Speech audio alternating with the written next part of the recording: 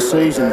Can they, however, address the problem of winning away from home? What about next week? Adelaide Richmond at Football Park, an interesting contest there. The Tigers are tenacious, but gee, if the Crows have got anything at all, you'd have to see them get up. Well, what about Port Adelaide West Coast last week in Perth? Port Adelaide again in contention to win, but couldn't go on with it. Yes, and I don't think they'll be able to win this weekend either. I think the Pies will blitz them, but look, the West Coast, they're a side that's up and down. What at home? You think they're going to lose at home? Port Adelaide, yes, I do this weekend. Well, Mark, we throw to you. What about the Port Power against the Collingwood Magpies in Adelaide? Surely the Power would be favourites. Well, they're due for a win, aren't they? I mean, they've played a couple of games now where they have been defeated. I think they're due for one. I just think Collingwood's last week was an effort. It was a good effort, but they played at home against their home crowd. I just feel tomorrow night with the player in screen and Wanganeen at the helm, I just believe that the Power will get up and they will win well. Wanganeen kicked 3 inspirational goals. This one is a beauty coming out of the middle, and he gave Scotty Cummins another option up in the forward line.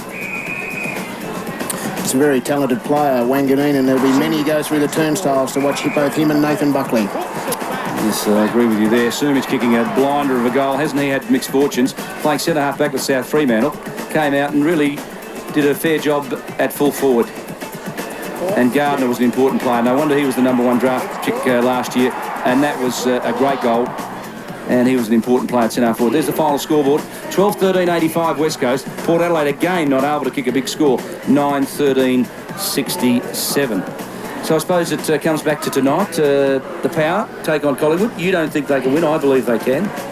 Well, I think, look, the reason that probably Port Adelaide haven't been able to kick big scores is they play so much man-on-man, that the negativity or the tagging that we talked about so much before. It's been successful for Port Adelaide, their accountability, their responsibility just to beat their opponent one-on-one.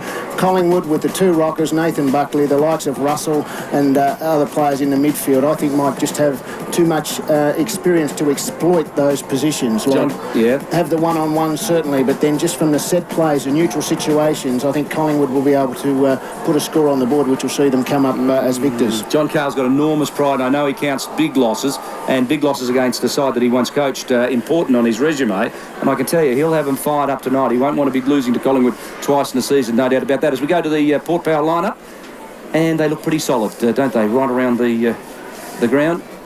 Paxman at full-back doing a fair job. Mead at centre-half-back has got better, and Lyle in the middle doing a great job. Poole, a bit underdone at centre-half-forward. I'm worried about him, Ken. Yes, you'd have to say that, but then again, best players in the SNFL doesn't warrant automatic selection. Like, Poole certainly wasn't in the better players for Port last week, but he's in the key position, the most important position on the ground for Port tonight.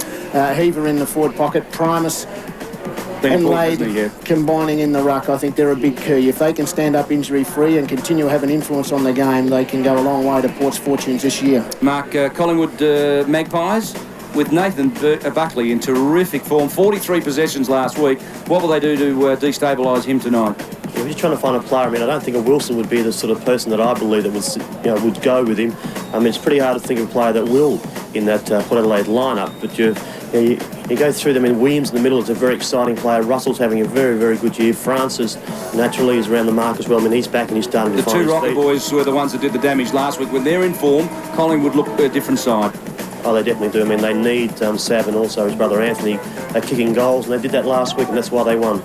And John Carl, fellas, has been complaining about free kicks. Rob Bobblestone, you're an umpire's observer.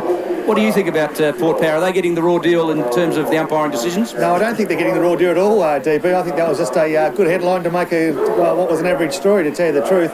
Look, I don't think Port Power will be too concerned